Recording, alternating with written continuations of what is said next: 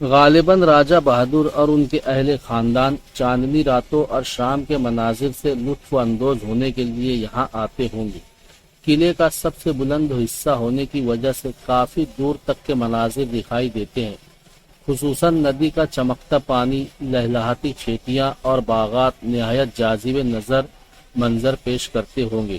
مشرقی دیوار کے دونوں گوشوں پر 12 فٹ قطر کے 10 فٹ بلند برج اوپر ہی اوپر بنے ہوئے ہیں، جن پر چڑھنے کے لیے زینے بنے ہوئے ہیں، لیکن زمین سے قلعے کی اونچائی تک جن میں 9 برجوں کا تذکرہ ہم پہلے کر چکے ہیں، ان کا قطر 27 فٹ 14 انچ ہے۔ مشرقی دیوار کی فصیل کی راہداری سے نیچے اترنے کے لیے دیوار کے درمیان میں زینے بنے ہوئے ہیں جو نیچے کے میدان میں نکلتے ہیں۔ جنوبی دیوار اوپر ہی اوپر جنوبی دیوار پر پہنچا جا سکتا ہے، اس میں بھی دیوار کے اندر ہی اندر نیچے اترنے کے لیے زینے بنے ہوئے ہیں، لیکن میدان میں نکلنے والے دروازے کو بند کر دیا گیا ہے۔ جنوبی دیوار کا بہت بڑا حصہ جنگ میں تباہ ہو گیا تھا، جو آج بھی اسی حالت میں پڑا ہوا ہے۔ دلچسپ بات یہ ہے کہ دیوار بھی اندر سے کھوکھلی تھی، یقیناً اس میں بھی گولہ بارود بھرا ہوا تھا جو توپوں کی مار سے اڑ گیا اور اپنے ساتھ دیوار کے بڑے حصے کو بھی زمین بوس کر دیا۔ اندھی باوڑی جنوبی دیوار کے قریب تقریباً درمیان میں شکستہ دیوار کے پاس اوپر کی فصیل پہ مستطیل نما کنواں جیسا بنا ہوا ہے، اسے اندھی باوڑی کہا جاتا ہے۔ اس کی لمبائی 11 فٹ اور چوڑائی 65 فٹ ہے۔ یہ اوپری فصیل سے لے کر دیوار کے اندر ہی اندر زمین کی سطح تک بنا ہوا ہے۔ اوپر سے دیکھے تو اس کی تہہ میں مغرب کی طرف ایک دروازہ دکھائی دیتا ہے۔ پانی کے لیے اس کی تعمیر نہیں ہوئی، بلکہ اس کا مقصد کچھ اور تھا جو واضح نہیں ہے۔ ایک امکان تو یہ ہے کہ اگر کہیں زیر زمین خفیہ راستہ سچ مچ رہا ہوگا تو اسے ہوادار رکھنے کا کام کرتا ہوگا، جیسے آج کل کی عمارتوں میں وینٹیلیشن کے لیے ایک حصہ کھلا رکھا جاتا ہے۔ لیکن ایک اور امکان زیادہ تر قرین قیاس معلوم ہوتا ہے، وہ یہ کہ کنواں جہاں زمین تک پہنچتا ہے اس کے قریبی دیوار کے نیچے ایک راستہ ہے، جسے عام طور پر لوگ قلعے کا خفیہ راستہ تصور کرتے ہیں، اسے فی الحال ڈھک دیا گیا ہے۔ اسی خفیہ راستے کے سامنے میدان میں پانی کا کنواں ہے۔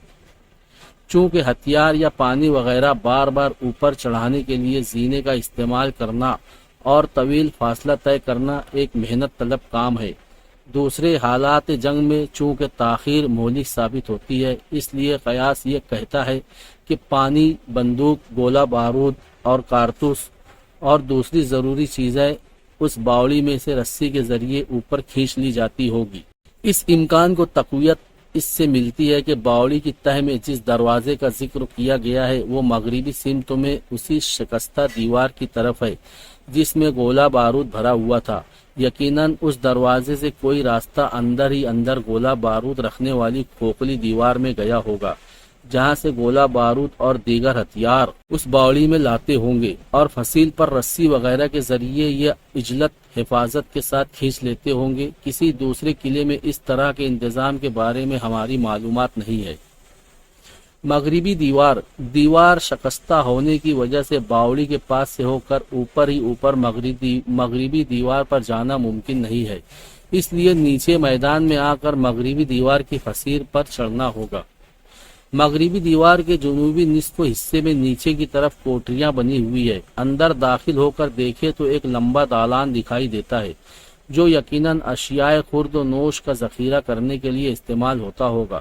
اس کے قریب اوپر جانے کے لیے بغیر چھت کا زینہ ہے جس میں 38 سیڑھیاں ہیں، ان کے ذریعے قلعے کی فصیل پر پہنچے تو موسم ندی دکھائی دیتی ہے۔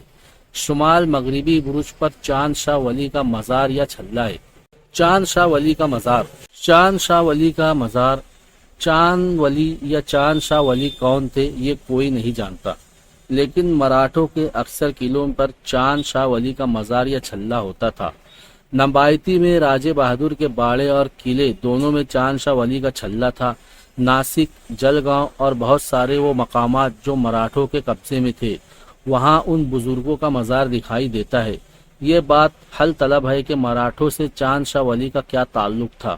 تاریخ سے بھی اس سلسلے میں کوئی روشنی نہیں ملتی، صرف ایک اشارہ رضا علی عابدی نے اپنی کتاب جرنیلی سڑک میں دیا ہے۔ روہتاس کے قلعے کے بیان میں انہوں نے لکھا ہے، قلعے کا ایک دروازہ چانن ولی کے نام سے مشہور ہے۔ اس کے سامنے ایک بزرگ چاند ولی کا مزار ہے جو خاموشی سے آ کر قلعے کے مزدوروں میں شامل ہو گئے تھے۔ دن بھر کام کرتے تھے اور مزدوری بھی نہ لیتے تھے، رات بھر عبادت کرتے تھے، لیکن اتنی خاموشی سے کہ کسی کو خبر بھی نہ ہوتی تھی۔ جب قلعہ بن گیا تو وہیں دھونی، رومالی اور قلعے کی تعمیر آخری مرحلوں میں تھی کہ مر گئے۔ اس وقت تو شیر شاہ کے بیٹے سلیم شاہ کی حکمرانی تھی۔ اس نے چاند ولی کی یادگار کے طور پر اس جگہ ایک بڑا دروازہ بنا دیا جہاں سے اٹھ کر وہ جنت کے دروازوں میں گئے ہوں گے۔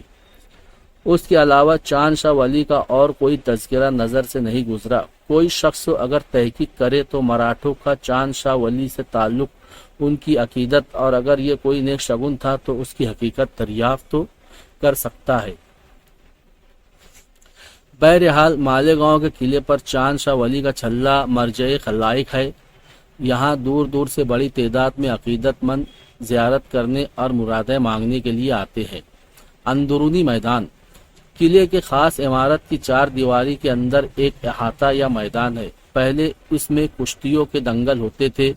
زیڈ پی کاکانی ہائی اسکول کی عمارتیں ہیں۔ جنوبی سمت میں ٹینس کورٹ ہے جہاں کھلاڑی اپنا شوق پورا کرنے آتے ہیں۔ یہ میدان شرقاً غرباً 263 فٹ اور شمالاً جنوباً 245 فٹ لمبا ہے۔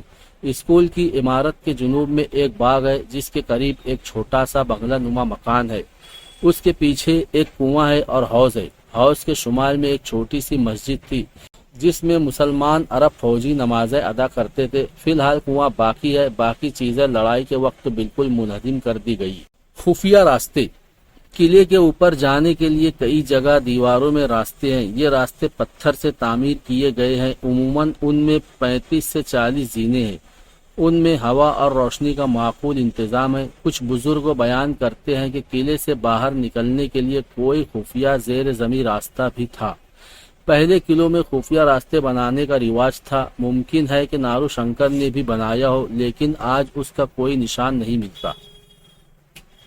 کچھ لوگ بیان کرتے ہیں کہ قلعے کے درمیانی میدان میں جنوبی دیوار کے نیچے ایک خفیہ راستہ تھا۔ اس کا دروازہ آج بھی زمین کی سطح سے نیچے دکھائی دیتا ہے، مگر اسے ڈھک دیا گیا ہے۔ راکم الحروف کو کچھ ایسے لوگ ملے جو اس راستے میں اتر کر اندھیرے میں کچھ دور جا چکے تھے۔ اکثر لوگوں کی رائے یہ ہے کہ یہ راستہ گرنا اور موسم ندی کے سنگم پر جھانجیشور مندر تک جاتا تھا۔ اگر اسے درست بھی مان لیا جائے تو اس کا مقصد مندر میں پوجا کرنا نہیں ہوگا۔ اس کی دو وجوہات ہے۔ ایک تو پوجا پاٹ کے لیے نارو شنکر نے ایک شاندار مندر موسم ندی کے کنارے بنایا تھا۔ دوسرے یہ کہ جھانجیشور مندر میں پوجا کو جانے کے لیے خفیہ راستے کی کیا ضرورت تھی؟ باہر سے بھی جایا جا سکتا تھا۔ میرا خیال یہ ہے کہ اگر یہ راستہ رہا ہوگا تو اس کا مقصد ہنگامی حالات میں قلعے سے فرار ہو کر مندر کے قریب بنی ندی کے دیوار کے ذریعے جو تقریباً 5 فٹ چوڑی ہے ندی کو پار کر کے نکل جانا رہا ہوگا۔ یہ بھی ہو سکتا ہے کہ سرنگ کچھ دور تک بنی ہو اور گولہ بارود اور اناج وغیرہ رکھنے کے کام آتی ہو۔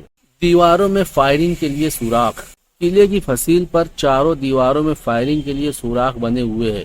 کہیں 7 سوراخ یکجا ہے، کہیں 10۔ ان سوراخوں کو بنانے میں بھی ایک خاص ترتیب اور ماہرانہ ٹیکنیک سے کام لیا گیا ہے۔ 7 سوراخوں کے گروپ میں اوپر 3، درمیان میں 3 اور نیچے ایک سوراخ ہے۔ 3 سوراخوں میں سے 2 کا رخ دائیں بائیں اور درمیانی سوراخ کا رخ سامنے ہے۔ دشمن اگر زیادہ فاصلے پر ہو تو اوپر کے سوراخ کا استعمال کیا جاتا تھا۔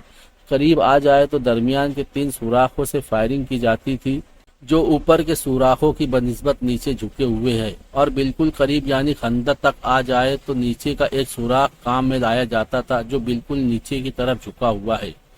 جہاں 10 سوراخوں کا گروپ ہے، اسی ترتیب کا خیال رکھا گیا ہے۔ ہر سوراخ 6 انچوں کا مربع ہے جس سے بندوق بآسانی چلائی جا سکتی ہے۔ جگہ جگہ توپوں کا استعمال کرنے کے لیے 2 ضرب و 1.5 کی کھڑکیاں بنی ہوئی ہے۔ انہیں سوراخوں سے کی گئی فائرنگ نے 1 مہینے تک انگریز فوجوں کو پریشانی میں مبتلا رکھا۔ یہ اس طرح بنائے گئے ہیں کہ پتھریلی فصیلوں کے پیچھے چھپا ہوا سپاہی بندوق اور گولوں کی زد سے محفوظ رہتا تھا، اور دشمن کسی بھی سمت میں کتنے ہی فاصلے پر ہو اس پر تاک کر نشانہ لگایا جا سکتا تھا۔ یہی وجہ ہے کہ لڑائی میں ایک بھی عرب سپاہی زخمی نہ ہوا۔ اس کی تفصیل لڑائی کے باب میں بیان ہوگی۔ قلعے کی خاص یا اندرونی عمارات کا ذکر یہیں ختم ہوتا ہے۔ درمیانی دیواریں۔ اندرونی عمارت سے باہر کی طرف 52 فٹ کے فاصلے پر ایک 4 دیواری ہے جسے درمیانی دیواریں کہہ سکتے ہیں۔ ان کی لمبائی شمالاً جنوباً 385 فٹ اور شرقاً غرباً 485 فٹ ہے۔ ان کی بلندی سطح زمین سے 15 فٹ ہے، لیکن خندق کی گہرائی 25 فٹ ملا لی جائے تو 40 فٹ ہوتی ہے۔ اس دیوار سے لگ کر اندر کی طرف 10 فٹ جگہ کا استعمال استبل کے لیے ہوتا تھا۔ اس کی چھت بھی 10 فٹ اونچی تھی جو درمیانی دیوار کی گیلری بن جاتی تھی۔ استبل کی یہ عمارت اب موجود نہیں ہے۔ اس دیوار میں بھی بندوق چلانے کے لیے سوراخ بنے ہوئے تھے۔ دیوار کی بلندی اور اندرونی عمارت سے فاصلہ بھی توازن کا خاص خیال رکھا گیا ہے۔ اگر دیوار زیادہ بلند کر دی جاتی یا اندرونی عمارت سے اس کا فاصلہ بڑھا دیا جاتا تو دشمن بآسانی اس کے پیچھے چھپ جاتا اور فصیلوں سے گولیاں چلا کر انہیں نقصان پہنچانا مشکل ہو جاتا۔ خندق کی تعمیر۔ درمیانی دیوار سے لگ کر چاروں طرف خندق کی تعمیر کی گئی ہے۔ اسے ٹھوس اور مضبوط زیر زمین چٹانوں کو کاٹ کر بنایا گیا ہے۔ خندق کی چوڑائی 25 فٹ اور گہرائی کہیں 25 اور کہیں 30 فٹ ہے۔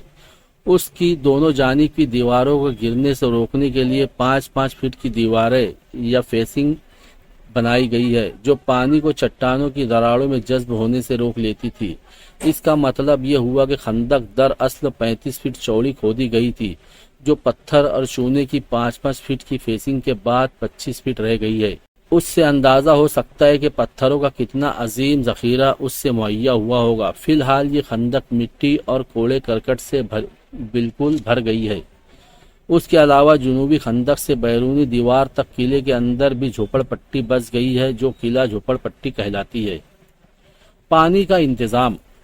پہلے لکھا جا چکا ہے کہ قلعے کی تعمیر میں قدرتی ماحول کا پورا فائدہ اٹھایا گیا ہے۔ چونکہ خندق کی تعمیر منصوبے میں شامل تھی اس لیے موسم ندی کا پڑوس چنا گیا۔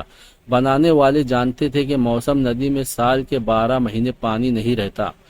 بارش کے چند مہینوں بعد خشک ہو جاتی ہے، لیکن قریب ہی گرنا ندی ہے جس میں سال بھر پانی بہتا ہے، اور موسم ندی بھی اس سے مل جاتی ہے جس سے پانی افراط ہو جاتا ہے۔ نارو شنکر نے سنگم کے اس پانی کو روکنے کے لیے ایک دیوار تعمیر کروائی۔ اس پانی سے خندق بھرنے کا انتظام ہوتا تھا۔ اس انتظام کے لیے کون بنانے والے کی تعریف نہیں کرے گا۔ گھریلو استعمال کے لیے ایک کنواں قلعے کے اندر کھودا گیا تھا جو آج بھی کاغانی اسکول کے پیچھے میدان میں موجود ہے۔ بیرونی دیواریں۔ خندق سے باہر کی طرف مختلف سمتوں میں مختلف فاصلے پر بیرونی دیواریں تعمیر کی گئی تھی۔ ان میں بھی مضبوطی کے لیے جگہ جگہ برج بنائے گئے تھے۔ اس کا بہت سا حصہ اب موجود نہیں ہے۔ یہ دیوار کاغانی لائبریری کی موجودہ برج سے شنی مندر تک، پھر وہاں سے جنوب کی طرف مڑ کر واڈیا ہاسپٹل کے پچھواڑے سے ہوتے ہوئے ماتا مٹ اور وہاں سے انگنو سیٹ کی مسجد کے کونے تک تھی۔ یہاں سے وہ مغرب کی طرف مڑ کر ندی کے کنارے برج تک جاتی تھی۔ ندی کنارے کے حصے کو چھوڑ کر اب اس دیوار کا نام و نشان مٹ چکا ہے۔ محلہ قلعہ اسی دیوار کی حد کے اندر واقع ہے۔ خندق سے اس دیوار کا فاصلہ مشرق اور جنوب کی سمتوں میں تقریباً 300 فٹ تھا۔ ندی کنارے کے بیرونی دیوار اب بھی باقی ہے۔ خندق سے اس کا فاصلہ محض 60 فٹ ہے جو ندی کنارے کے جنوب میں مغربی برج سے شروع ہوتی ہے۔ شمال کی طرف بڑھتے ہوئے قلعے کی حد ختم ہوتے ہی ایک اور برج سے مل جاتی ہے۔ پھر تھوڑا راستہ چھوڑ کر ایک اور برج بنایا گیا ہے۔ ایسا معلوم ہوتا ہے کہ سنگم کا پانی انہی دونوں برجوں کے درمیان سے آ کر خندق میں بھرتا ہوگا۔ دوسرے برج سے یہ دیوار دوبارہ مشرق کی طرف بڑھتی ہے اور ایک اور برج سے ملتی ہے۔ وہاں سے شمال کی طرف مڑ کر مندر کے سامنے والے برج تک پہنچتی ہے، پھر کاکانی لائبریری کی طرف مڑ جاتی ہے۔ کاکانی لائبریری بھی اسی دیوار کے ایک برج پر قائم ہے۔ اسی برج سے لگ کر ایک بڑا گیٹ تھا جسے نکال کر کارپوریشن جانے والی سڑک تعمیر کی گئی ہے۔ کارپوریشن کے داخلی دروازے کے پاس کا برج بھی اسی کا حصہ تھا جس پر اب دفتری کام کاج ہوتا ہے۔ जानवरों के लिए 3 मकामात पर इंतजाम था। घोड़े वगैरह दरमियानी दीवार के अस्तबल में रहते थे। यहाँ जहाँ फिलहाल कारपोरेशन का गैरेज है, यहाँ हाथी बांधे जाते थे। उसके अलावा चंद्रशेखर आज़ाद चौक के मशरिक में जहाँ छोटा सा मंदिर है, ये जगह भी जानवरों के लिए इस्तेमाल होती थी, इसलिए इसे गोली पागा कहते हैं। ये दरअसल फारसी का पाए गाह है, जिसका मतलब होता है घोड़ों को रखने की जगह। नदी की दीवार और इंजीनियरिंग का कमाल। आज से 250 साल पहले गिरना और मौसम नदी के संगम का पानी रोकने के लिए जो दीवार तामीर की गई थी, उसे देखकर जदीद सिविल इंजीनियरिंग के माहिरीन को भी हैरत होगी। ये दीवार नदी पर 90 दर्जा बनाते हुए इस तरह तामीर नहीं की गई थी जिस तरह डैम की तामीर होती है, बल्कि खते मनहनी की सूरत में, जिसमें कोई जाविया नहीं बनता। दीवार शुमाल में झांझेश्वर मंदिर के सामने एक बुलंद टेकरी से शुरू होकर नदी में उतरती है और एक बड़ा कौस बनाते हुए नदी पार करके दूसरे किनारे पर एक ऊंची टेकरी पर चली जाती है। इस तरह ये दोनों किनारों पर खूब ऊंची है। दरमियान में इतनी ही ऊंची रखी गई है कि जमा शुदा पानी से खंदक भर जाए और जायद पानी नदी के दरमियान की नीचे की दीवार से निकल जाए। नदी के दरमियान पहुंचकर दीवार बाईं तरफ मुड़ जाती है, हत्ता कि नदी के मुतवाजी दिखाई देने लगती है। बिल्कुल किनारे तक पहुंचकर यह दाई मुड़कर टेकरी पर चली जाती है। इस तर्ज तामीर की वजह से बड़ा सैलाब भी दीवार को ज़र्ब नहीं पहुंचा सकता। दूसरे ये कि सैलाब में कभी भी बहकर आने वाले बड़े बड़े दरख्तों से भी दीवार को ज़र्ब पहुंचने का अंदेशा नहीं रहता। दीवार की तर्ज तामीर के सबब दरख्त वगैरह नदी के दरमियान में रुकने की बजाय आप ही आप दीवार से लगकर सरकते हुए नदी के किनारे की तरफ चले जाते थे, जिन्हें सैलाब का पानी उतरने के बाद किनारे से बआसानी बाहर निकाला जा सकता था। दोनों किनारों पर बुलंद टेकरियों की वजह से सैलाब का पानी किनारों पर फैल नहीं पाता था। दीवार बुनियादों पर 10 फीट और ऊपर 5 फीट चौड़ी है, जिसकी वजह से एक पुल का काम भी करती थी। दीवार बेहतरीन चूने और पत्थर से निहायत मजबूत बनाई गई थी।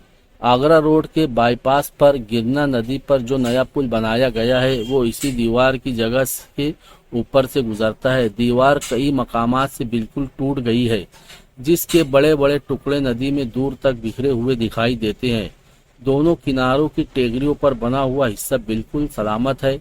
नदी के दरमियान एक बहुत बड़ा हिस्सा अब भी सीना ताने धूप, बारिश और सैलाब का मुकाबला कर रहा है। ये दीवार जिसकी मजबूती बेमिसाल थी और तर्ज तामीर की वजह से सैलाब भी इसका कुछ नहीं बिगाड़ सकते थे, आखिर टूटी कैसे? बुजुर्ग बयान करते हैं कि यह दीवार 1895 के अजीम सैलाब के सबब टूटी। यह दलील कबूल न करने का एक सबब तो यह है कि सैलाबी पानी से हिफाजत के लिए बेहतरीन टेक्निक इस्तेमाल की गई थी और दीवार नदी के हिस्से में नीची होने की वजह से जायद पानी बआसानी ऊपर से गुजर सकता था। गुज़िश्ता 250 सालों में सैकड़ों सैलाब आए होंगे, लेकिन शिकस्ता दीवार के बड़े बड़े टुकड़ों को अपनी जगह से 1 इंच नहीं हिला सके। खुद राकिमुल हुरूफ इन्हें 50 बरसों से उसी जगह देख रहा है। जो सैलाब दीवार के टुकड़ों को ना हिला सके, वो दीवार कैसे तोड़ सकते हैं? मेरे ख्याल में 1818 की लड़ाई में फतेह याब होने के बाद इस दीवार को अंग्रेजों ने तोड़ा। उसकी तफसील आइंदा बाब में बयान की गई है। मौसम नदी के किनारे का मंदिर। किले की तामीर के साथ साथ मौसम नदी के किनारे, लेकिन किले की हदूद से बाहर महादेव का मंदिर भी तामीर किया गया है। ये पत्थर से तामीर हुआ है और आज भी बेहतरीन हालत में मौजूद है। इस मंदिर में हनुमान का पिंड, गणपति और हनुमान की मूर्तियां हैं। नारू शंकर और उनके आबाओ अजदाद शिवा के परम भक्त थे। उनकी हर तलवार पर शिव प्रतिमा खुदे हुए नजर आते थे। उसके अलावा आज भी उस घराने में आबाओ अजदाद के ज़माने की मूर्तियां देवघरों में है। शिवलिंग खास है। उस मंदिर के चारों तरफ पत्थर का फर्श बिछा है और नदी की तरफ जीने बनाए गए हैं। उस मंदिर से घाट की खूबसूरती में इजाफा हो गया है। उस मंदिर के चारों तरफ पत्थर का फर्श बिछा है और नदी की तरफ जीने बनाए गए हैं। उस मंदिर से घाट की खूबसूरती में इजाफा हो गया है। किले की तामीर के बाद بعض کتابوں میں قلعے کی تعمیر کے بعد کی ایک روایت بیان کی گئی ہے جسے ہم پیش کیے دیتے ہیں۔ قلعہ 1765 میں بن کر تیار ہوا۔ پونا میں پیشوا تک خبر گئی کہ نارو شنکر نے گھر بنانے کی اجازت لے کر قلعہ تعمیر کر لیا۔ ضرور اس کے دل میں کھوٹ ہے، ہو سکتا ہے اس میں مغلوں کی سازش ہو۔ یہ سن کر پیشوا نے مالیگاؤں فوج بھیجنے کا ارادہ ظاہر کیا۔ کچھ درباریوں نے صلاح دی کہ راجہ نمک حرام اور غدار نہیں ہے، حضور چاہے تو تجربہ کر کے دیکھ لے۔ اس وقت فوج بھیج کر بیکار خرچ کرنے کی ضرورت نہیں ہے، بہتر یہ ہے کہ ایک آدمی بھیج کر انہیں قلعہ حوالے کرنے کا حکم دیا جائے۔ قلعہ خالی کر دیا تو ٹھیک، ورنہ سبق سکھانے کے لیے ہم موجود ہیں۔ پیشوا کو اپنے سرداروں کا مشورہ پسند آیا۔ اس نے اپنا ایک نمائندہ مالیگاؤں روانہ کیا۔ اس نے وہاں پہنچ کر پیشوا کا فرمان نارو شنکر کو دکھایا۔ اتفاق سے جس دن پیشوا کا نمائندہ مالیگاؤں پہنچا اس دن وستو شانت تھی۔ راجہ بہادر نے وستو شانت ملتوی کر کے قلعہ خالی کر دیا اور چابی نمائندے کے حوالے کر دی اور پیشوا کو لکھا، سرکاری حکم کے مطابق قلعہ خالی کر دیا ہے اور میں خود اپنے بال بچوں کے ساتھ ندی کے کنارے خیمے لگا کر رہ رہا ہوں۔ مجھے قلعے کی وستو شانت کی اجازت دی جائے۔ قلعہ بنانے سے آپ کی جو ناراضگی ہوئی ہے اس کے لیے معافی کا طلبگار ہوں۔ نارو شنکر کا خط پا کر پیشوا کا غصہ ٹھنڈا ہوا، تب اس نے انہیں وستو شانت کرنے اور قلعے میں رہائش اختیار کرنے کی اجازت دے دی۔ 5واں باب، مالیگاؤں کے قلعے کی لڑائی۔ ناسک ضلع میں جس قلعے میں جم کر لڑائی لڑی گئی ہے اور انگریزوں کو ناکو چنے چبوائے گئے ہیں وہ مالیگاؤں کا زمینی قلعہ ہے۔ قلعے کی حفاظت نارو شنکر راجہ بہادر کے دلیل اور وفادار عرب فوجیوں کے ذمے تھی۔ یہ مسلمان عرب اگرچہ کرائے کے فوجی تھے لیکن پیشوا اور ان کے سرداروں کے لیے اپنی جان بھی لڑا دیتے تھے۔ تھالنیر کے قلعے کی لڑائی کے وقت تو انگریز ان کی بے جگری اور مشاہدہ کر چکے تھے، اس لیے مالیگاؤں کے قلعے کی لڑائی کے وقت تو پوری تیاری سے آئے تھے۔ آئیے دیکھیں تھالنیر کے قلعے پر ان عرب فوجیوں نے کون سا کارنامہ انجام دیا۔ تھالنیر کی لڑائی۔ انگریزوں کے سامنے پیشوا کے ہتھیار ڈال دینے کے بعد سر تھامس کو یہ ذمہ داری دی گئی کہ وہ دوسرے عرب فوجیوں کو قابو میں لائے۔ وہ سیندھوا کے راستے خاندیش میں داخل ہوا اور بغیر کسی مزاحمت کے تھالنیر پہنچ گیا اور قلعے دار تلسی رام ماما کو ہتھیار ڈالنے کا حکم دیا۔ اس نے نہ صرف انکار کیا بلکہ فائرنگ شروع کر دی۔ تھالنیر کا قلعہ تاپتی کے کنارے ہے، اس کے مغرب کی طرف تاپتی ہونے کی وجہ سے دشمن کے لیے اس طرف سے حملہ کرنا دشوار تھا۔ باقی اطراف میں پہاڑی چکردار راستے ٹوٹے ہوئے ہونے کی وجہ سے اوپر جانے کا راستہ نہیں تھا۔ قلعے میں جانے کے لیے صرف تھالنیر گاؤں کی طرف سے نہایت تنگ آڑا ترچھا ایک ہی راستہ تھا۔ اسی طرف قلعے میں داخلے کا خاص دروازہ ہے، اس کے پیچھے ایک کے بعد ایک 5 دروازے بڑے گھماؤ پھراؤ سے بنائے گئے ہیں اور ایسا انتظام ہے کہ ایک دروازے سے دشمن داخل ہو تو دوسرے دروازے سے اس پر حملہ کیا جا سکتا ہے۔ اس قلعے کی حفاظت کے لیے 300 عرب فوجی تھے۔ انگریزی فوج نے پہلا اور دوسرا دروازہ اطمینان سے پار کر لیا۔ تیسرے دروازے پر تلسی رام نے خود کو انگریزوں کے حوالے کر دیا اور چوتھے دروازے کی طرف رہنمائی کر دی۔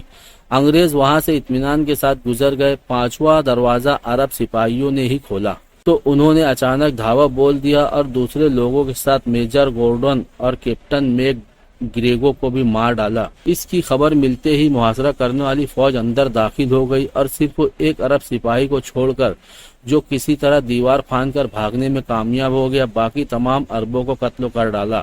یہ واقعہ 17 فروری 1818 کا ہے۔